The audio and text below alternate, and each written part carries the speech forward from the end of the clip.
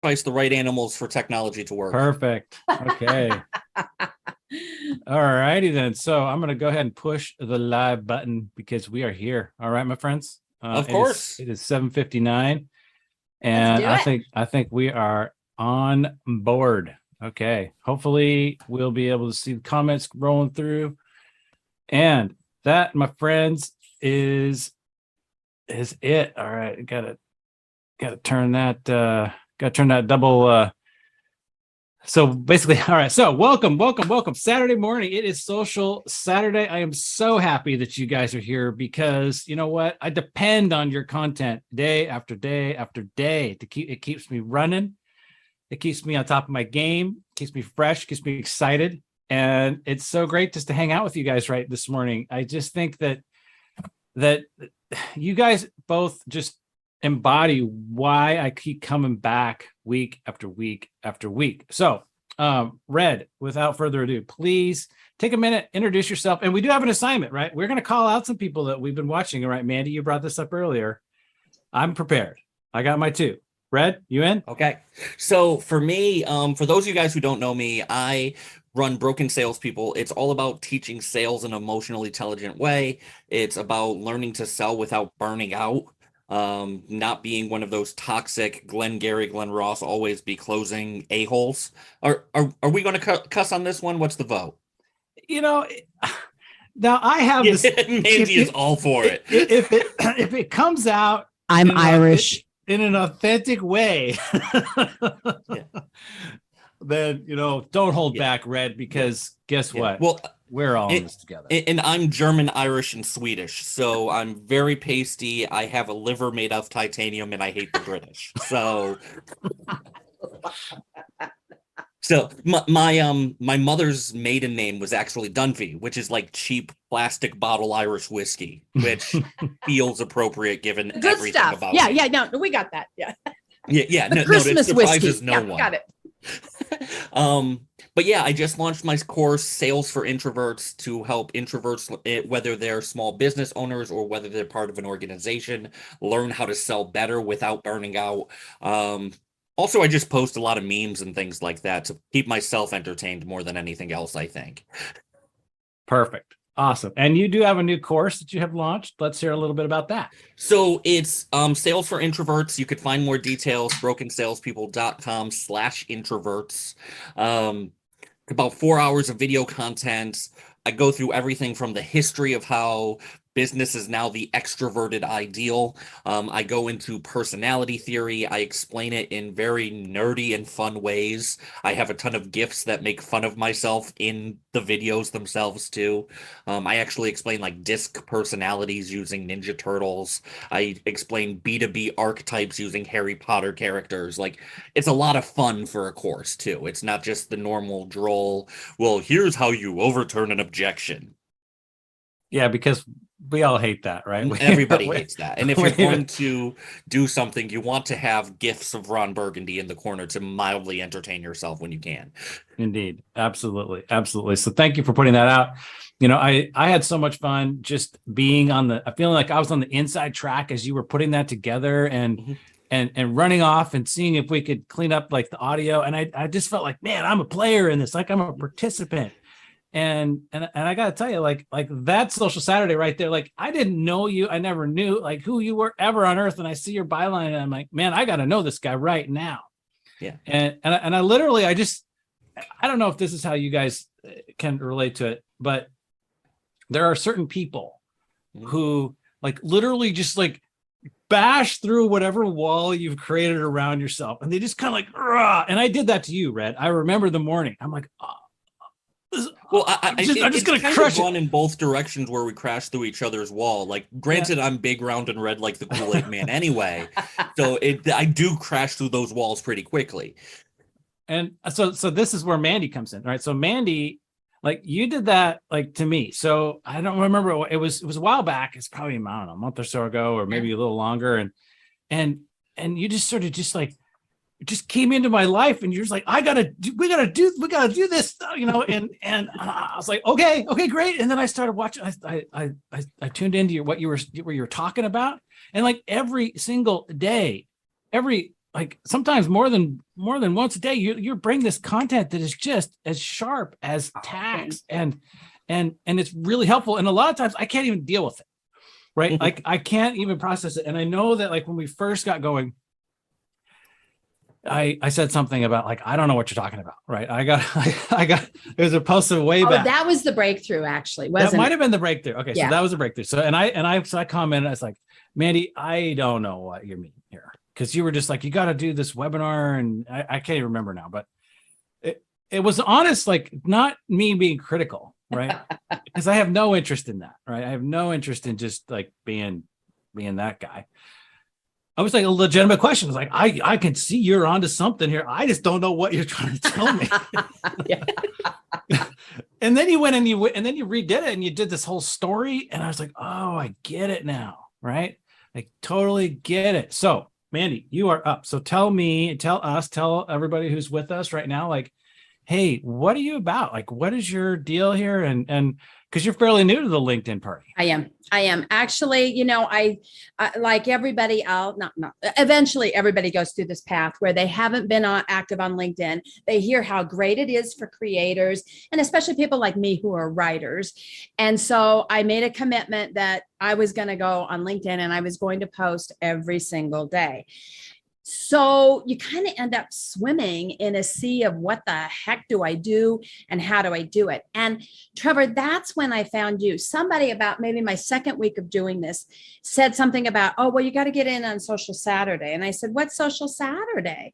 Mm-hmm. And so they gave me the hashtags and I did Social Saturday. And that's when you came up, your 8 tips for Social Saturday. Mm-hmm. And it was like, oh my God, thank you. Thank you for the roadmap. Thank you for telling me what I should be doing. Mm-hmm. Because, as coaches and as writers, we also have to be coachable. And so that really helped me. That was the lifeline, that was a lifeline out into the sea, and it pulled me in. So I just did everything. I thought, okay, I trust this guy. I'm going to do everything that he says, and this is how I'm going to roll with it. So then I think you started following me, and you guys, I'm a conversion copywriter. So I write a lot of sales pages. I write a lot of long form. Long form doesn't work so great on LinkedIn, but I'm also a conversion optimization person. So Trevor, when I did that post, I want to share with you that my job every single day is taking feedback, whether it's behavior feedback or verbal feedback, and feeding that into the funnel to get better and better and better. So I welcome when somebody goes, what the hell did you just mean? Yeah. I welcome it, because the best thing a customer or a buyer can ever do for you is to say, this is confusing, or I don't get this, because then I know I can rework it. And that's where I'm at this point, is in my phase of short form, Mandy, short form. Bullets work really well. And I will say, you guys, it's kind of exciting because I've got some slow growth, and I can attribute a lot of that to you, Trevor, but I've also gotten some business. And it was interesting because the posts that I got the business from, short form. So nice. That's my jam. And really I've got stuff that I can promote, but here's what I'm doing is I'm creating a community of coaches, creators, and consultants, and that is beyond business, not beyond business, but beyond me selling. It's a community that we can count on each other, because oftentimes a lot of my clients went through very expensive coaching programs, and then at the end of a year or the end of 6 months, they're kicked out and they're kind of on their own. That's the community that I'm specifically building. And I need to tell you that as a segue into Social Saturday, when I made the shift on that, when I started saying to people on Social Saturday, I'm open to connect, but it's because I'm building a community of coaches, creators, and consultants. Wow, the connections were fabulous. They actually increased in number and definitely increased in quality. So I'm kind of excited about that. So that's a little tip, guys. Make it really clear who you want. That's the best news I've heard all day. So, and I've been up for a while. So there you go. The I want to make sure that you and Wendy Wiseman are in dialogue, because they are a coach and they've been working on their own stuff. And I mean, okay, so I'm gonna take and 2 Wendy seconds is here. just amazing too. Like I can't say enough good things about her. She's so positive, so helpful. Yeah. So they've been having a hard time, right? They have a hard time. Their dad died. They had to go back to Ohio. So lots and lots of just really like the shit hurricane has hit Wendy. Okay. And, they're trying to get this coaching, the attention teaming, program set up and going and getting through that phase. Right. So Mandy, I hope that you and Wendy can connect and in a real way.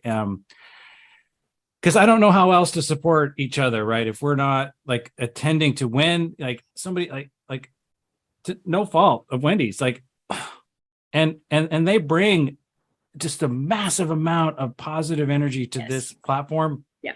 And not in a toxic way, because that's been kind of going around, right? And so speaking of that, I do want to take a moment to explain what the heck is Hotness Unleasher, all right? And I do get that. I get it all the time.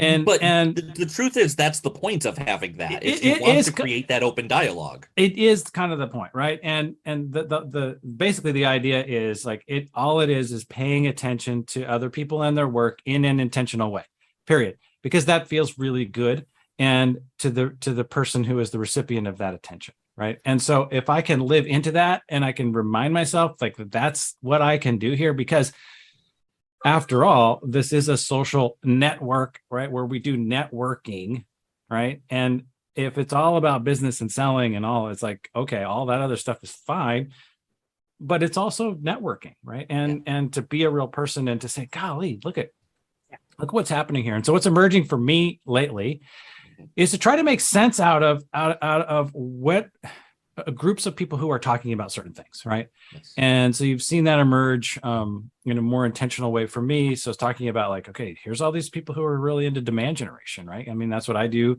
for my employer, Infuse Media. And I work in that space. And then how does that relate to customer success, right? And client success? Like that's a big deal, right? Yeah. And now we go into sales, and I'm trying to find like cool salespeople who kind of get that and are willing to talk. And frankly, there's not, they're hard to find, Red. I mean, you're a notable exception. Mandy, you kind of dip into this space, right? And that's what I love about you too. And I'm going to call out a couple of people. One of my people today is in that space as well, but it eventually leads to this thing called RevOps, and which is the marriage of customer success, sales, and marketing, and then some sort of a tech stack to kind of bring it all together. And I get it. Okay. There's so much of the emphasis right now on the data and the all the implications of the tech stack, and how do the different systems that each of these teams are currently using integrate and all that. There's some emphasis there, and there's revenue to be made, and people are trying to sell stuff into that problem. And one of the big problems that I see with that is it loses so much of the human component in many cases. AI is working to try to rectify that, but with a lot of the RevOps things, so many people are chasing scalability before they figure out what works. Right. Like I see that happening all the time. Sometimes you have to start with the unscalable thing and then figure out how to scale it afterwards. Yeah, I'm going to say all the time. I think I know what you just said. Maybe kind of, Red. I think maybe say it again. All the time, Red. Yeah, that's the whole point of having a social network like this, is so that you can learn from one another. There are people that I have been absolutely blown away by with their intelligence in various areas. Like literally yesterday, I was speaking with a guy by the name of Fraser Hay. He's written 33 books. A lot of them are bestsellers. He has broken it down to such a degree that it takes a lot to shock me. Like I was jaw on the floor on how he's put everything together. But the whole point is to meet super intelligent, phenomenal people like you, Trev, like you, Mandy, like Fraser, like we can all go on and list a few dozen people, I'm sure. Well, and yeah, we will. Yeah, go ahead, And Mandy. one of the things I was going to share is that like one of the client referrals that came to me through LinkedIn, it's a person with 18,000 following. It's, you think that they're really where they're at. And what he wanted was a sales page written. And I'm sitting here looking at this, and that's Mandy's sweet spot. Oh, there's nothing I love better than writing a sales page. But as I started to write it, I realized the offer had never been validated. He's going to spend a lot of money writing sales pages and doing promo on an offer that hasn't once been validated. So Red, this gets back to your point, is that you don't scale before you've had the unscalable conversations. Yes. And before you really understand that this is absolutely going to solve a gushing wound problem. Because if it isn't, you're going to have a failed launch wondering what's going on. So Trevor, that's what Red means, is that you actually have to have some unscalable tactics and conversations before you know that you've got the right thing to scale. And then once you've had those, go ahead and scale away. But that's what he was talking about. And that's a perfect example. And what we ended up doing, the client was like, oh my God, you're absolutely right. So we're back validating an offer is what we're doing. Awesome. Fantastic, man. I can't wait to see how that all works out. I wonder if you're not under NDA or whatever. I mean, I would love to hear that. Oh, I'm sure he might, but I think we need to do some validation first. Okay. Well, that'll be a fun story. We got to get a win before we do the case study. Well, there is that. There reality ruins my life all the time. Well, doesn't it actually? Yes. It's where the rubber meets the road. That's what everybody is going through too. That's the whole microcosm of social media as a whole. We all put something out and we put our heart and souls into these posts, and like, this is the one that's going to go viral, and then we get 150, we had 500 impressions or something like that. But we have those ones like, how did that become wildly popular? And there I am with 30,000 impressions, 200 likes. Like, it's tough to break down and know what's scalable and know what's going to hit home with people at the right time without doing that unscalable research. So that makes me, that's a question. One of the reasons I was excited about coming on this morning was to have your guys' attention to get to ask my questions first. Of course. And that one of them is, I don't have a huge volume by which to say, but I have to say one of the posts that won me a good client wasn't that popular. It was good. I knew it was good, but I think it maybe had 4 comments compared to some of my others that I've had, maybe 1,500 impressions, something like that. So I thought that was interesting. So I wanted to see what you guys are experiencing on, what's popular versus what drives business. Yes. So Trevor, do you want to take this one or you want me to? Because or we could both answer it in different ways. Let me take a quick stab at it. And just because what Shri came up with yesterday, and for the life of me, I don't have her last name at the tip of my tongue, but I'm sure you do, Red. Mahabir. I might be mispronouncing it. All right. She's a blast. Like, she is another person you guys. Are we getting bellwether? Are we getting bellworthy people? I need to be writing down here. Definitely bellworthy. Is it Shay? Shri, SRI. Shri. So okay. I'll introduce you to her. Okay, so cool. She's a video coach or video optimist. She helps make video, so gets solopreneurs, entrepreneurs more comfortable with video, right? Cool. And she said exactly the same thing, right? It's like, hey, listen, you need to make sure your audience is really tight and like, who you're talking to, and it could be just what you said, Mandy. Like that post that has 4 likes or 4 engagements, whatever. It could be it, right? It could be the thing. And as long as those people are the right ones, it resonates with them. So what, right? If that's your end game, your goal, right? And so for me, right, I'm really interested in the networking aspect of it, right? So I'm not as motivated by a one-to-one business opportunity, right? I'm not selling a coaching program, right? I am not trying to. I'm more interested in trying to weave together this connection, opportunity, and try to create some harmony between sales and marketing and customer success. That's kind of my where I am, and that's kind of a bigger network play. And so for Red, however, you're selling this course, right, man? I mean, you're there, so you're in the trenches of that. So I do want to hear what you've got to say on that point. So I look at LinkedIn posts as having two different strategies. One is a growth strategy, one is a niche strategy. So it's no different than any other kind of marketing funnel in my mind. Right. So Got I it. create content that I Got it. want to go much more viral. Right. And I do it specifically. There's not really a call to action to it. It's just meant to get eyeballs. And this is almost fluff content that I do.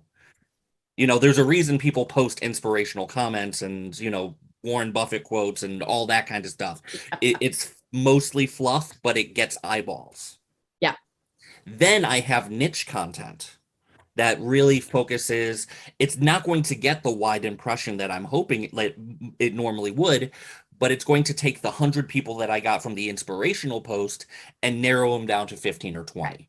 So it's using both tools, that growth and that niche. Right. My niche posts, I may be talking about, I'll do a video where I talk about talking to a gatekeeper and use a reference to the Spanish Civil War. Like, I do really weird things. I'm working on a post right now where I'm talking about stress compared to the Laffer curve, like really out there ideas. But those are the people who are going to be my diehard followers, is the people who see that content and love it because it's a completely different change of pace. Right. But if I posted that all the time, I'm niching an audience of 0. Yeah. So I think love you that. need both. I think That you have to look balance. at them as two different tools, Yeah. and you grow with. If you're doing 5 posts a week, you do 3 or 4 growth posts, and then you do 1 niche post. Yep.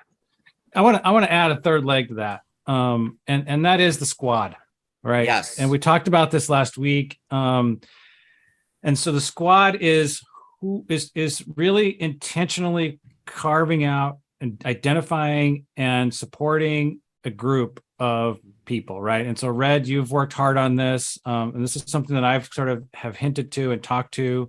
And it's hard. I don't really want to name names necessarily, because it's kind of a dynamic group kind of, and it's personal to me. And I don't want people to feel like left out or whatever, because it's not, but it emerges. And as you sort of find the same kind of willingness to engage, the same kind of resonance with how you communicate and kind of where your values are. And then so for me, like, if you're on my squad and you two are, okay, undoudedly, And vice versa, obviously. It's like I every day, right? I mean, to the extent that I can. So my rhythm is like, I'm doing my thing all day, doing my day job, blah, blah, blah, selling stuff and no. And then 8:30, 9 o'clock, I will open up everybody's profile, right? And hit them, blah, blah, blah, blah, blah, blah, make sure I did not miss your content, right? Oh, And so that you get something, right? Yeah. Even if you're in that niche zone, right? Even if you're in the niche zone, like, and you got nothing that day, right? It's just bleh, right? And I've had some of those, right? And it kind of hurts, right? It's sort of like, oh God, why isn't it okay? Well, because it's a niche post, right? Yeah. And so I would advocate, all right, you got your growth, you got your big growth one, you got your niche post, and then you got and then you maintain this squad over here, right? The squad. And I you love that. that. And you love that group, right? And it can't be too big. I mean, really, No. it could be a number you can manage, but I'm thinking like 25, 30 people. Right. And that's about it. Right. So the number that I come back to, it's actually from anthropology. It's Okay. called the Dunbar principle. And what happens is the number, as humans evolved over hundreds of thousands of years, our tribes were generally around 150 people, and that's our wavelength. So if you're trying to network and build close connections with 5,000 people, it's not going to happen. You don't have the mental space to do it that large. By having a squad of 25 to 30, because you still have friends, you still have family, you still have people off of LinkedIn, by having it that small, you're able to actually give them the attention.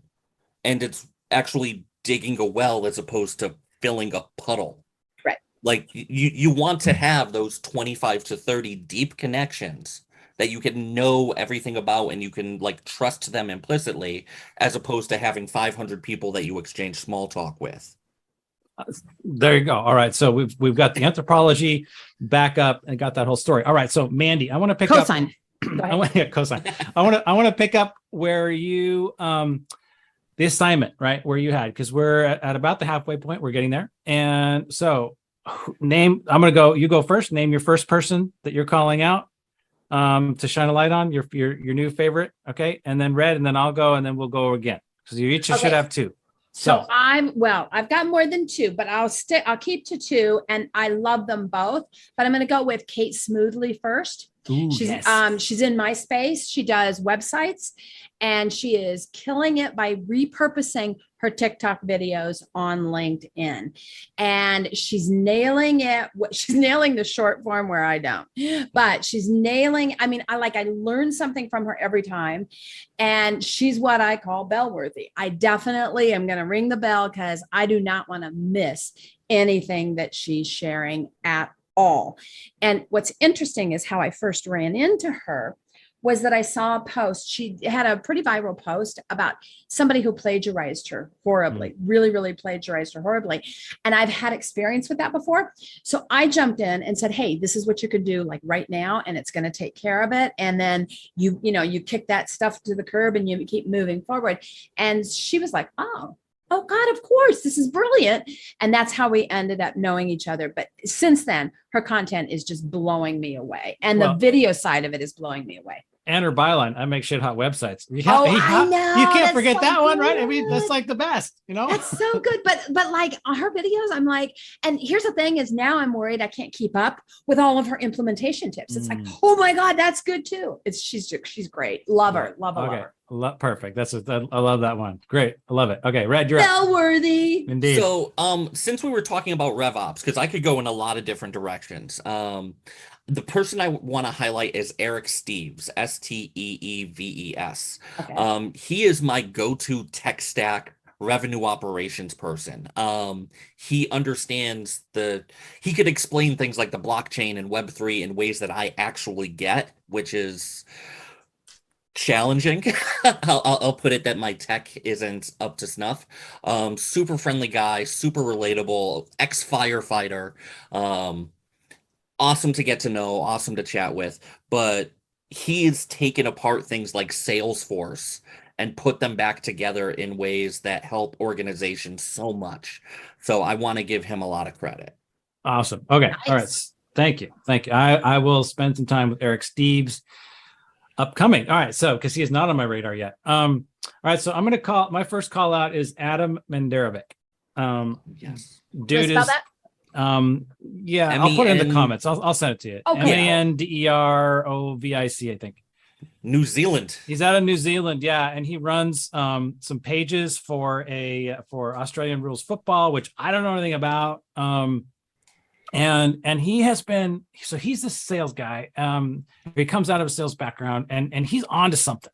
And I can't quite get my head around what it is, but his energy for getting people on camera, right? He's doing this podcast, and he does these little mini like snips of like what's coming. And so he's got this constant sort of hook around the content. And he got into one, it was just, I can't remember, Justin, I think Udled, or I can't remember, I'll have to go back and look, but about the danger of what you can do to your IP, your sender IP if you oversend cold email, right? And I think that's what it was about. And I got to go check it out. I just don't have time. The dude is this like manufacturing like recorded content like crazy. And you know what? The thing that I love the most about Adem is like he legitimately engages. Yes. All right. If you DM him, he responds. He will go out to your content and he will support it. And he does mine. Yeah. I mean, so I'm speaking, I guess, my own experience with him, but like he's just like a genuine guy, and he's been hustling, and he finally kind of got his big break this year with getting some exposure on some really heavy, influential stuff, or influencers in terms of their podcast, and so he's starting to get some notice, and he's starting to finally grow, and you can just kind of see that energy, and it's. So his whole message is around the emerging RevOps challenge, right? And that's where it's kind of headed, and that's kind of how I can kind of encapsulate it. But I'm excited to learn about what he's got to say. But I love those people that you meet that make you Google things. Yeah. Like that's one of my favorite things about this platform is coming across a post, and Adam does a great job with that. ADEM, not AM. Yeah. ADEM. He's great with that. Jesse Lizak at Lizak is great with that as well too. Eric is great with that. But I love those people that I read a post and I'm like, oh, I need to go down this Google rabbit hole right now.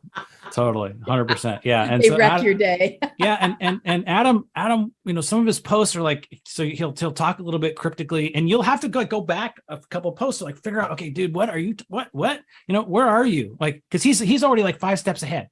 Yeah. And so I'm just like, I just got to take a deep breath. I'm like, okay, this is really exciting. This is really where it's going. And I just kind of get that energy from his stuff. And then the fact that he's willing to talk about it and just like one-on-one talk, go.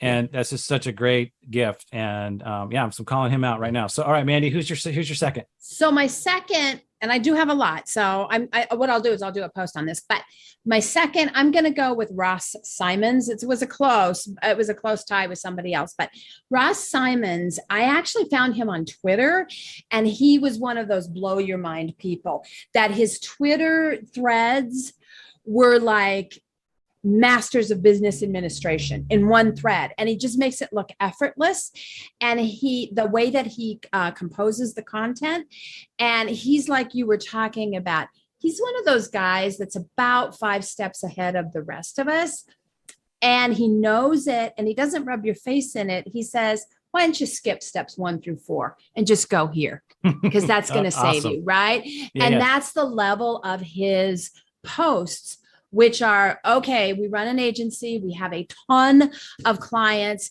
here's what we're finding out, let us do the experiment and save you the time. And I just, every time, it's always a save. It's an instant save or an instant bookmark when it comes to Ross's posts. So, and I will tell you that it was tough to get it down to 2. It was really tough. Yeah. Well done. Congratulations.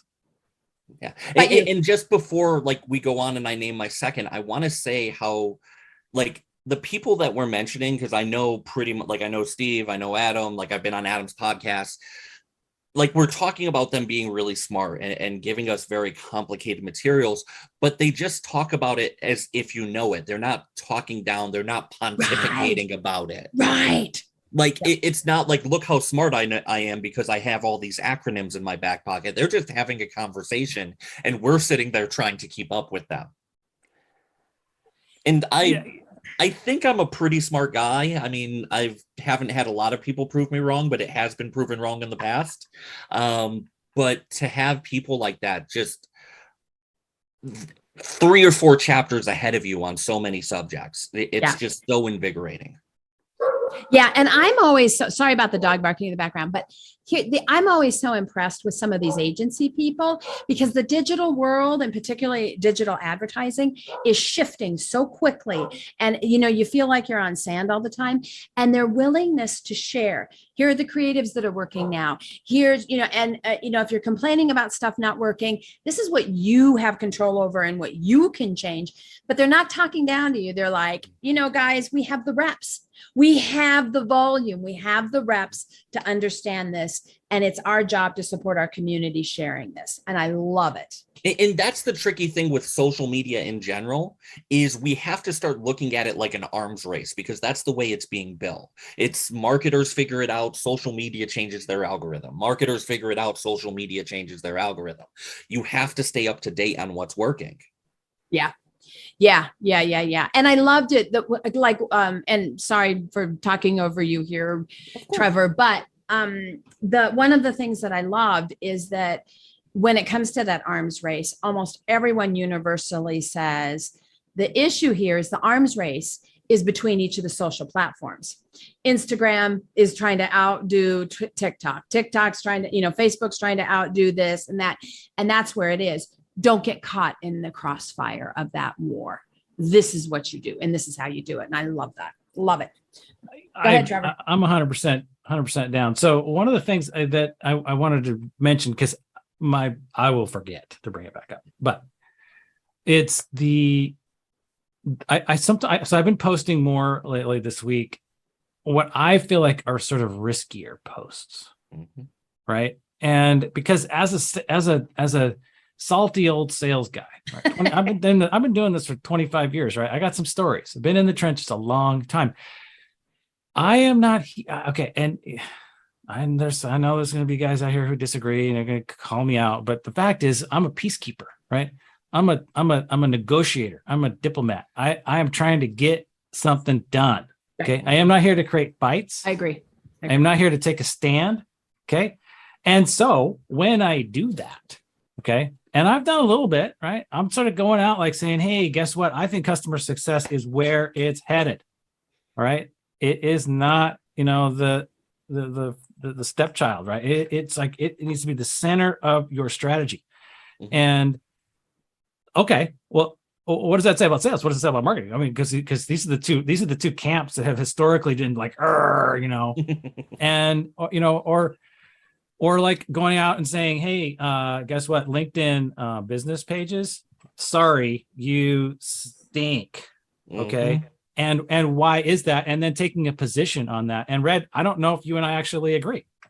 Yeah, Right. and we may not, and that's perfectly fine. Like, and we may both be wrong. It very well could be. Like, it's not necessarily like dichotomous. Yeah.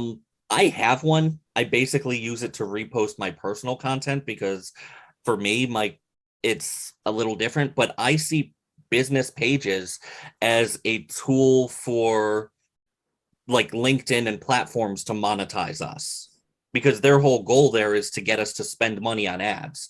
That's the way I see it. Now, it might be a cynical capitalist view of things, which I've been accused of in the past. But that's the way I see most business pages. Okay. And so then what I'm going to say is I'm going to take your bet. I'm going to raise it. I'm going to say, okay, Yeah. Great. If that's true, right? If that's how LinkedIn wants the business page to function, how do we beat it? Okay. How do we get engagement anyway? And so Daniel Knight, his whole thing was like, guess what? I got action. Right. And that was kind of the point of what I was trying to bring up was like, is it possible? Can we even do it? And so that whole post, it elicited a response from Daniel saying, yeah, I did it. Okay. Yeah. And it got some good engagement, right? It got people to say like, well, you know what? We're trying this, we're trying that, There was still some kind of, I don't know, maybe they're getting engagement in other ways. And then I think Rachel Pierce brought up that, she's seeing real business engagement on other platforms, right? So out on TikTok where the brands are engaging, but brands don't do that here. Like you don't see brands engaging in comments. Let me also say that most companies don't know what the hell they're doing. Let's say that very bluntly. They hire a social media manager. It's somebody who's 22 years old who understands like how to post to social media, but may not understand things like copywriting like Mandy does. Or have ideas, right? Have new ideas about what think to about say. Like Wendy's or like Moon Pie's Twitter. As entertaining as it is, has it sold a single burger? Like it's phenomenal content. It's getting a ton of eyeballs. Yeah. But is it worth it? When it comes to business pages, to me, the big question is the juice worth the squeeze? And that's my question. Is it worth working around the algorithm to figure it out? Or would I be better? Like, would it be a better use of my time and energy to continue building my personal brand on LinkedIn, or expand to TikTok, or expand to Instagram?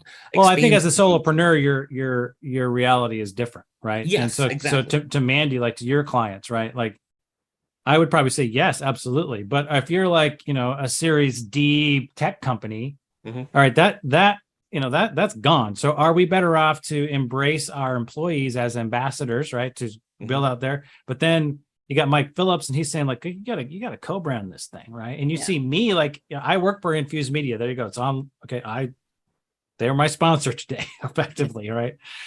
And yet you don't see that on my profile, my banner, right? It's like, I'm Chief Hotness Unleasher. What does that even mean? How is that? What? Right? And so are we going to do that, or are we going to give the brand a voice?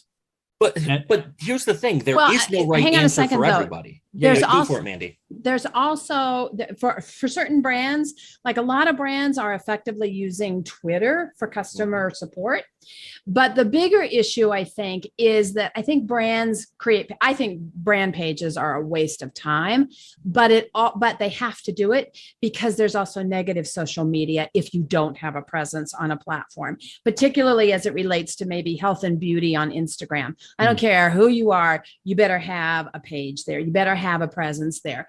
So from that perspective, but on LinkedIn, I think it's a waste of time. I really do. Well, there you go. That is a position. Bam. All right. Waste time. And what works for some people doesn't work for everybody. Like you're talking about health and beauty brands, like Kylie Jenner's, no one cares about Kylie Jenner's LinkedIn profile. Right.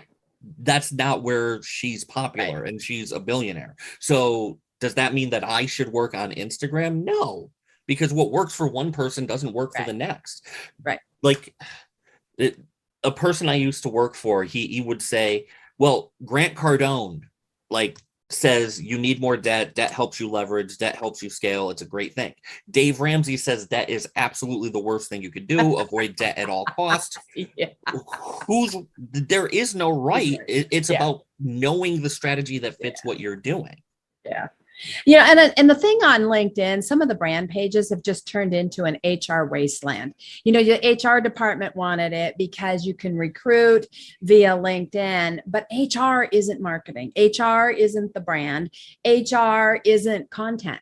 And so that's why I think, it really is a balance. If you're going to do it, I'd put some resources behind content there. If you're not going to put those resources behind content, work through your employees, have them build brands and be your ambassador. Because, let's face it, if somebody is a really good ambassador for your company, it makes you think better of the company too. And that's where I think the key is the resource management. Is if you can't be on, like, yes, if you're running a big enough company, you should have a presence everywhere, but that doesn't mean that that's where you focus your efforts all the time. Right. Like, there's just pick your battles. Like, I'm not going to be an Instagram model ever. No matter how good I may look in yoga pants, it's not the way that I'm doing. I think you're underselling yourself. I really do. Too, right? I have great gams. I'll put it that way. Actually, I have like no butt at all. It's just straight back. Like it's just back legs. Okay, TMI, man. Okay. All right. It's not a good look for Instagram modeling. All right. We're gonna take a timeout because I saw that Kate Smoothy is here in the comments. So Kate, you have been called out as Mandy's first person of to shine a light on. So wanted to say thank you to that. And that you're awesome. And I need to also note that Kate was instrumental in helping me to claim Chief Hotness Unleasher. All right. Oh, nice. Yes. So I do know Kate, Red also, and Julie Morey. So the three of them sort of formed in order, right? So it was first Red, and then Julie. You had the idea. I just said, yeah, go for it. Like that's most of what I did. Okay. I said. You were saying something about bylines, and I said, look, I got to get these two words in there somehow. And you just blurted out, Chief Hotness Unleasher. And I'm like, oh, God. So I put it up, and then I kind of freaked out, and I tried to put it all the way down at the end. It like passed everything else. And Julie was like, no way, man, you got to do it. and so I'm like, oh, okay, I got to put it back because my ego just could not process it. Yeah. So then it was there, and I had some other junk, and I was playing around with other stuff. And Kate was like, literally like, dude, just drop the rest. Just let it all go and go with and put Chief back in there. Stop, just stop messing around. Yeah. Like, okay, did it. And now I think it's, people are confused and intrigued, and it's anyway. So Kate, welcome to the party. And I can see that she's commenting here. So great. That's awesome. All right. So you have been, she's on board. All right. So Red, now we're going to get back to our regularly scheduled program. Number 2 for you. So the second person I want to highlight right now is Cindi Cohn, Cohn. Yes. She's somebody who I've known pretty much. I've been on LinkedIn about 8 months now. I've been really focused on it for that long. Yeah. She's one of the people I met pretty early on, like February, March. So positive, so supportive. She's actually getting ready to release her book, More Joy, and it's 52 Weeks of Happiness. I forgot what the second tagline of it is. Make sure you're following her. She posts some beautiful pictures of her hometown, like lake pictures. But Nice. more than anything, you should follow her because she is so like authentically positive, like such a supportive and cheerful person. Like again, just one of, there's 24 people that are like my favorites on the platform. She is high among them.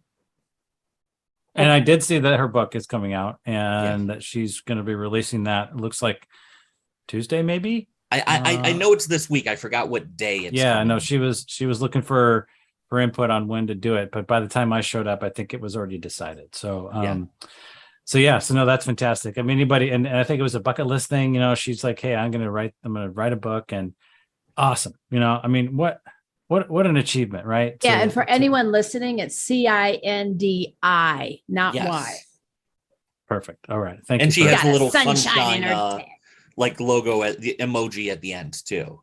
Okay, got it. She Okay, is bell-worthy. We're hitting bellworthy. bell. Yes. All right. So my second person is Emma Lowe, and she literally just like crashed through into my awareness. Right, it was so great. I mean, I'd seen her kind of around, right, and she's on this like personal, like I'm gonna post 150 times in a row kind of thing, right? And she is like, she's doing it, and her posts are like, I wanted to go back and make sure that I knew what her content was about and what she's been talking about. And for the most part, up until just like this week, have been really personal, right? Have been really kind of touching in with her own sort of life experience and, you know, kind of commentary on her kids and like getting along and all this kind of stuff. And then like literally, and I'd kind of seen that story kind of going and you know, maybe chime in here and there. But then all of a sudden I posted about the demand gen thing. And then she just like reshared that and added all this great content about like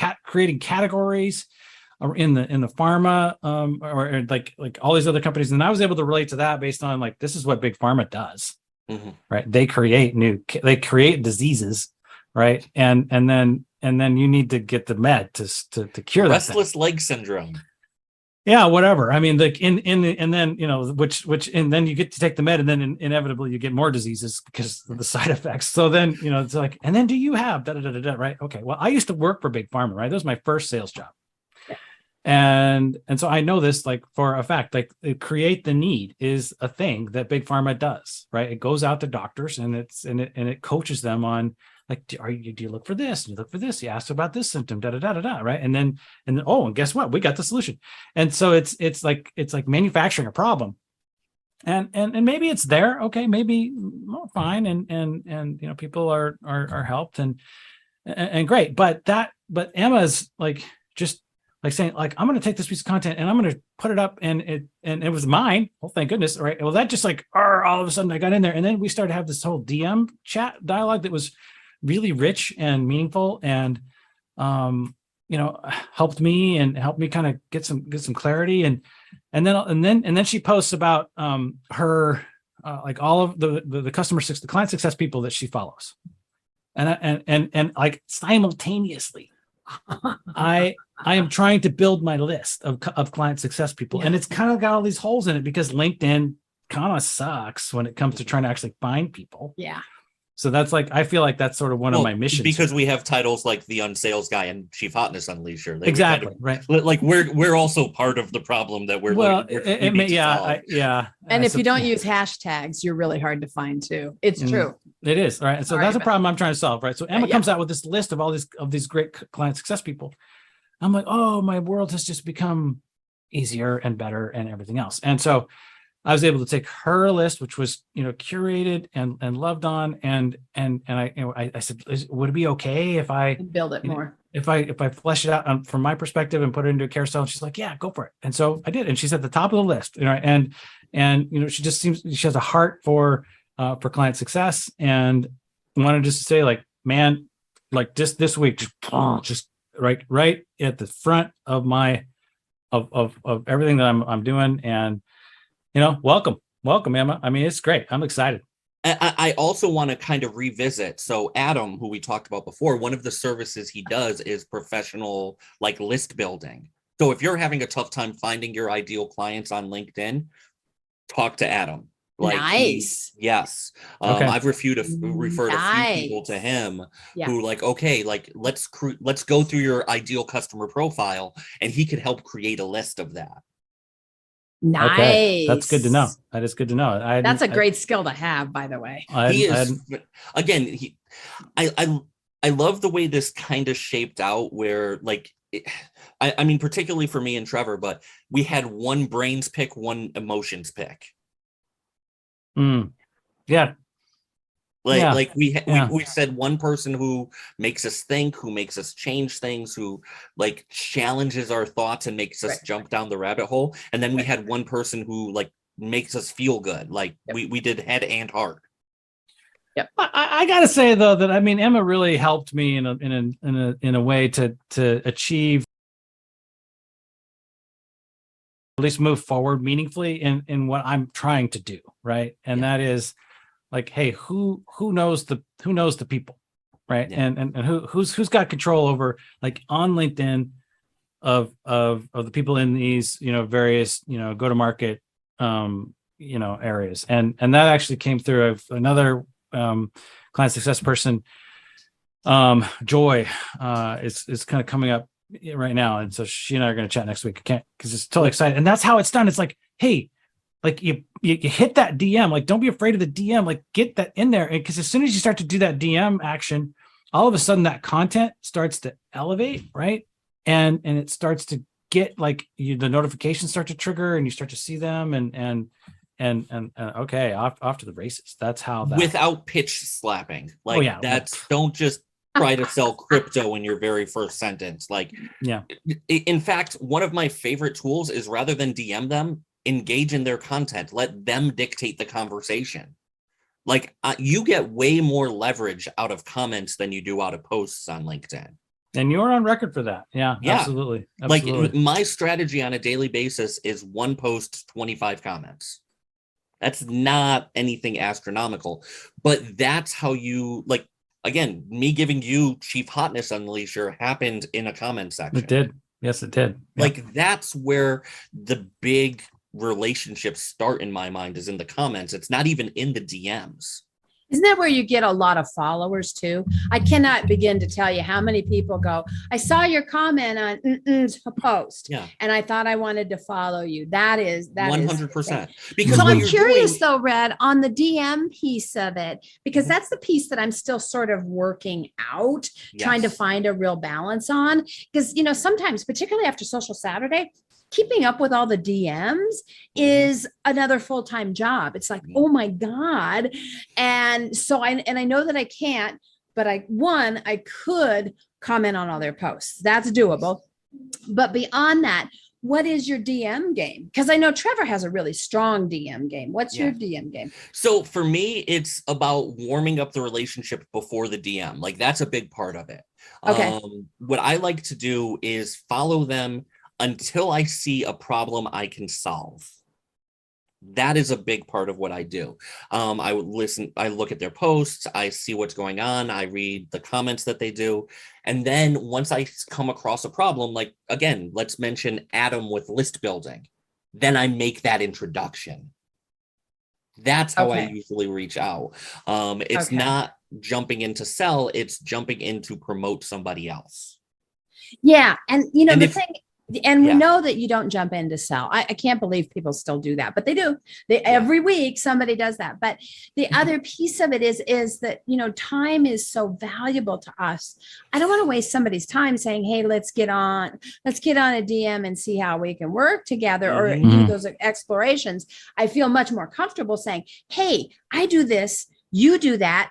Could we talk about potentially doing this? That I feel totally comfortable with. But that's the piece on the DM side that I'm worried that I'm losing that freshness and that connection right after a connection's made. But at the same time, I just don't want to waste your time shooting the shit in a DM. Do you know what I Like, mean? Yeah. you don't ask somebody to marry you when you first meet them at the bar.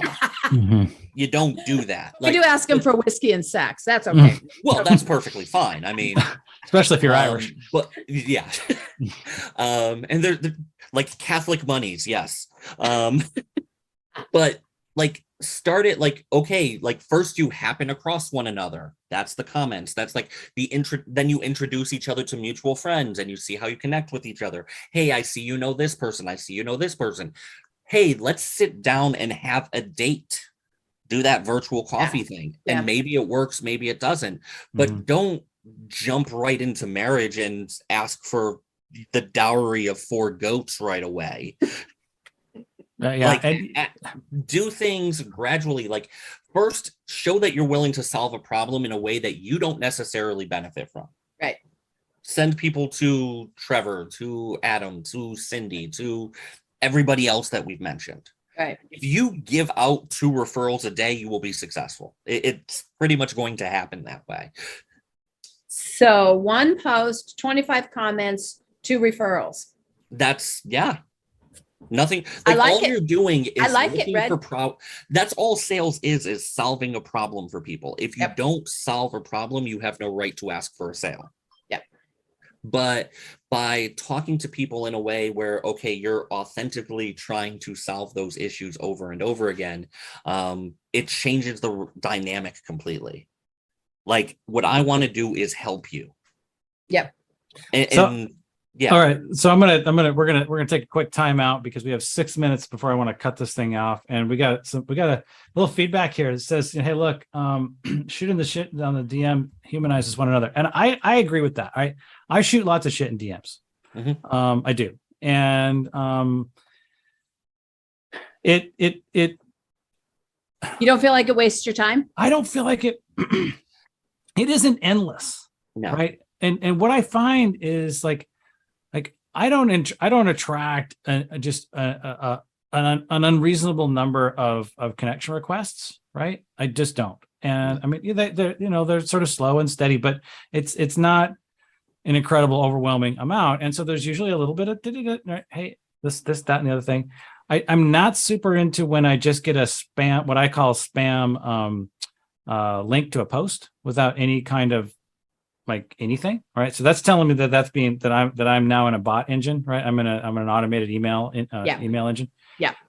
So there's no personality there. But if they're actually there, right? So there was a young woman, Amara, who I actually reached out to. She's got 9 connections, 9, right? She reached out to me and she was super sweet, very humble, very much, and we just had this great conversation about like, how do you get started? What do you do? Da, da, da. And it took some time, right? It took me, I don't know, it's maybe half an hour or something, but it felt really good. It felt authentic and it felt like a real conversation that I would have with a normal human. And she was perfectly normal and perfectly great. And I don't regret that. I think it was time well spent. And then, so there is some of that humanity component that comes in. And I got to say too, that the thumbs up in a DM, the conversation is over.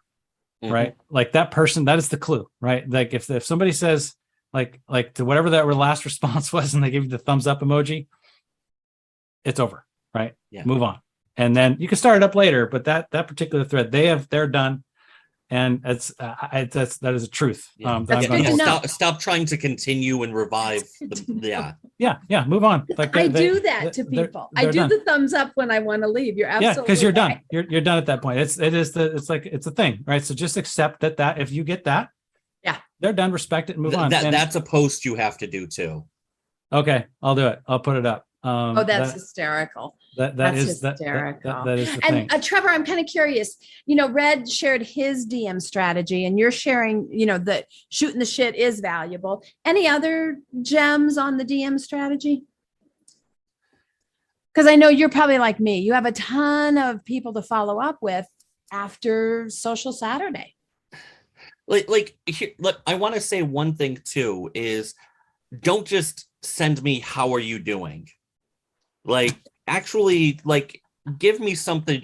Don't send me hi. Like give me something to talk about. Now I'm gonna say yes, but to whom?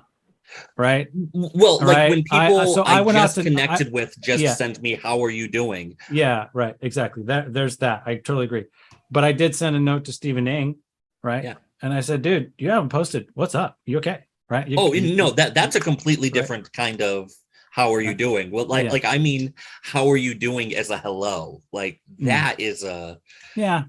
no, Yeah. because you've Yeah. had Steven on this show before. You've Yeah. spoken with him a number of times. Like he's a phenomenal guy and probably one of your 25, I could safely assume. He's in there. Yeah. Yeah. Yeah. I mean, you can safely assume that anybody who's actually on the show with me is probably either. Well, I mean, I'm going to caveat that because I did say that Allison McMaster was not, but we're working on that, right? Yeah.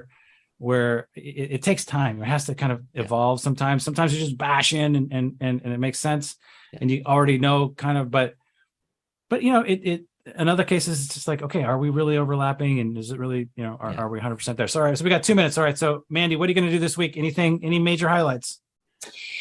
Yeah, so I think life is pretty busy, but on the major highlights for LinkedIn, I'm going to do video. I commit to it. Kate has inspired me. I'm going to do more video posts. I'm going to do at least one video post this week. How about that?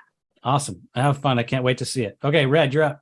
So, I mean, obviously promoting the course like always, but I really want to work more with Catherine Bennett and her group, Pi. She's doing phenomenal things with the proposal sales side of the world. She's built this network really impressively over the last few months. And I might be kind of taking a half step away from LinkedIn in order to help grow Pi a little bit more. But that's someplace where I plan on making a presence known as well, too. Awesome. That sounds fantastic. Okay, so I got two things. One, it's my third kid's 18th birthday party today.